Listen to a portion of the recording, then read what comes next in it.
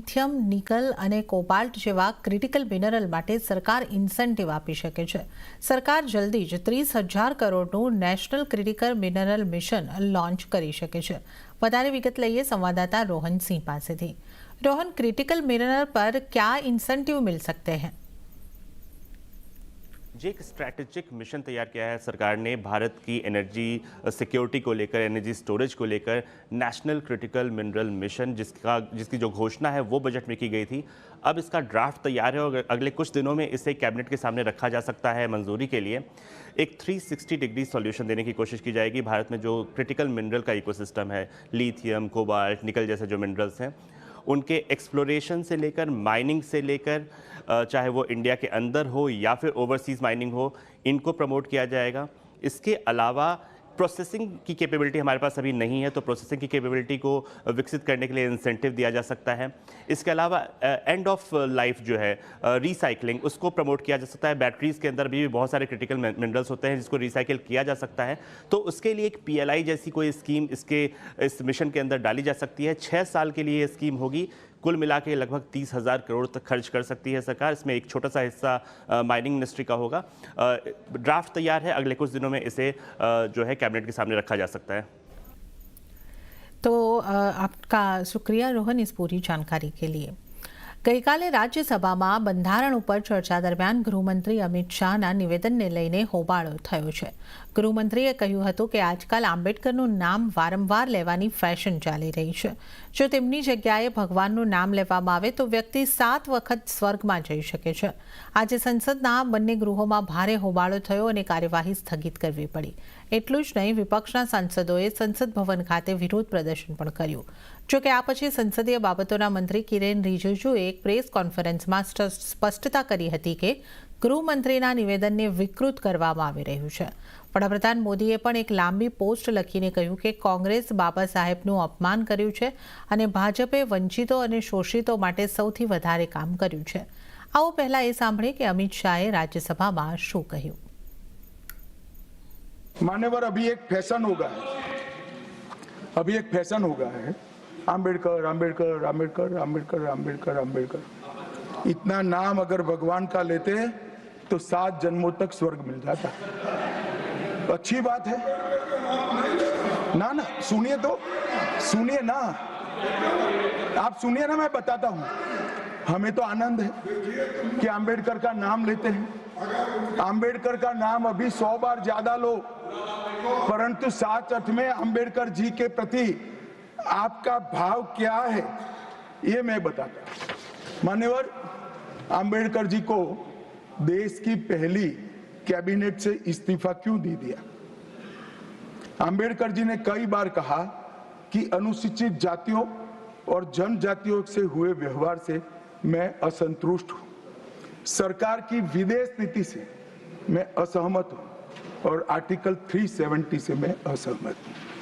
इसलिए वो छोड़ना चाहते थे.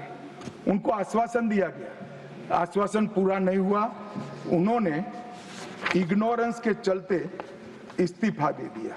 और एक श्री BC रॉय ने पत्र लिखा कि आम्बेडकर और राजाजी जैसे 2 महानुभाव मंत्रिमंडल छोड़ेंगे तो क्या होगा. तो नेहरू जी ने उनको जवाब में लिखा है, राजा जी के जाने से तो थोड़ा बहुत नुकसान होगा, आम्बेडकर के जाने से मंत्रिमंडल कमजोर नहीं होता है. मान्यवर, ये विचार जो खड़गे जी कह रहे हैं ना, क्या आपत्ति है?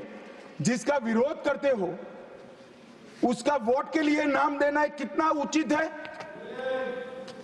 क्योंकि अब आम्बेडकर जी को मानने वाले पर्याप्त संख्या में आ गए हैं, इसलिए आप आम्बेडकर आम्बेडकर कर रहे हो. તો વડાપ્રધાન નરેન્દ્ર મોદીએ અમિત શાહના નિવેદનને સમર્થન આપતા એક્સ ઉપર લાંબી પોસ્ટ કરી છે અને લખ્યું છે કે કોંગ્રેસ આંબેડકરનું અપમાન છુપાવી શકે નહીં. બાબા સાહેબ માટે અમારો આદર સર્વોપરી છે. જો કોંગ્રેસ અને તેની નિષ્ક્રિય તંત્ર એવું વિચારે છે કે તેમના દૂષિત જુઠ્ઠાણા તેમના વર્ષોના દુષ્કૃત્યોને છુપાવી શકે છે, ખાસ કરીને ડૉક્ટર આંબેડકર પ્રત્યેના તેમના અનાદરને છુપાવી શકે છે, તો તેઓ ખૂબ જ ભૂલમાં છે. ભારતના લોકોએ વારંવાર જોયું છે કે કેવી રીતે એક રાજવંશની આગેવાની હેઠળની પાર્ટીએ ડોક્ટર આંબેડકરના વારસાને ભૂંસી નાખવા અને SC/ST સમુદાયોને અપમાનિત કરવા માટે દરેક સંભવિત યુક્તિ કરી છે. ડોક્ટર આંબેડકર પ્રત્યેના કોંગ્રેસના પાપોની યાદીમાં તેમને એકવાર નહીં પરંતુ 2 વાર ચૂંટણીમાં હરાવવાનો સમાવેશ થાય છે. પંડિત નહેરુએ તેમની સામે પ્રચાર કર્યો અને તેમની હારને પ્રતિષ્ઠાનો મુદ્દો બનાવી દીધો. તેમને ભારત રત્ન આપવાની ના પાડી.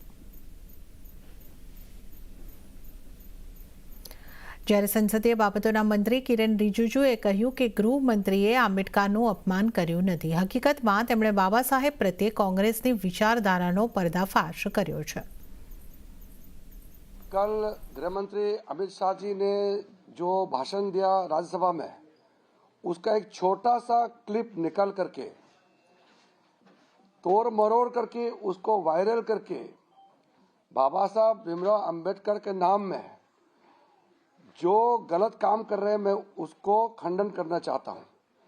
गृह मंत्री जी कल बहुत साफ शब्दों में पूरा अच्छी तरह से बताया कि कांग्रेस पार्टी ने बाबा साहब भीमराव अंबेडकर के जीते जी किस तरीके से उनको तिरस्कार किया, अपमानित किया, उसको वर्णन किया. તો કોંગ્રેસ અધ્યક્ષ મલ્લિકાર્જુન ખડગેએ કહ્યું છે કે અમિત શાહે આંબેડકરનું અપમાન કર્યું છે અને તેમણે દેશની માફી માંગવી જોઈએ અને રાજીનામું આપવું જોઈએ. वो उस वक्त खामोश बैठे और उसके बाद में जब आज शुरू होता ये सवाल हम उठाने के लिए तैयार हो गए.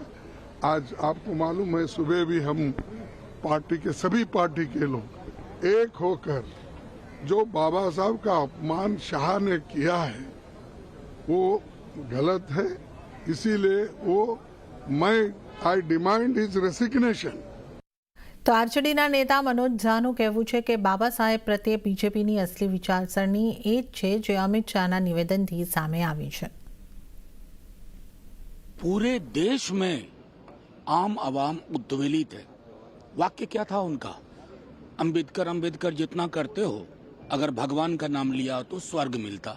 स्वर्ग नहीं चाहिए भाई, धरती पे स्वर्ग चाहिए. धरती पे स्वर्ग चाहिए और वो उसी विचारधारा से हासिल होगा जिस विचारधारा को आप अंदर से नापसंद करते हैं. दिल की बात जुबान पे आई, लेकिन माफी तो मांगनी पड़ेगी. તો દલિત નેતા અને આઝાદ સમાજ પાર્ટી કાશીરામના સાંસદ ચંદ્રશેખર આઝાદ રાવણે કહ્યું કે મોટાભાગની પાર્ટીઓનો આંબેડકર પ્રત્યેનો પ્રેમ માત્ર દેખાડો છે, પરંતુ અમિત શાહના નિવેદનથી વંચિત સમાજમાં નારાજગી છે. हालांकि ये भी सच है कि बहुत सारी पार्टियों का जय भीम सिर्फ दिखावा है, चुनावी दिखावा. क्योंकि जब उनकी सरकारों में उनको मौका मिलता है कि वो जय भीम और बाबा साहब अम्बेडकर के विचारों पे चलने काम करे तो वहाँ वो चूक जाती. तो ये बड़ा दुखद है. सिर्फ दिखावे के लिए बाबा साहब अम्बेडकर के नाम का प्रयोग नहीं होना चाहिए. एक बड़ी चिंता जो है, कल से जो राज्यसभा में होम मिनिस्टर ने जो बयान दिया है, हालांकि उनका जो बयान था वो पूरे रूप से वो कांग्रेस पे एक हमला था, लेकिन जिस तरह के शब्दों का प्रयोग उन्होंने किया उससे एक बड़ा आक्रोश जो है हक वंचित समाज में, उनमें गहरी चिंता है.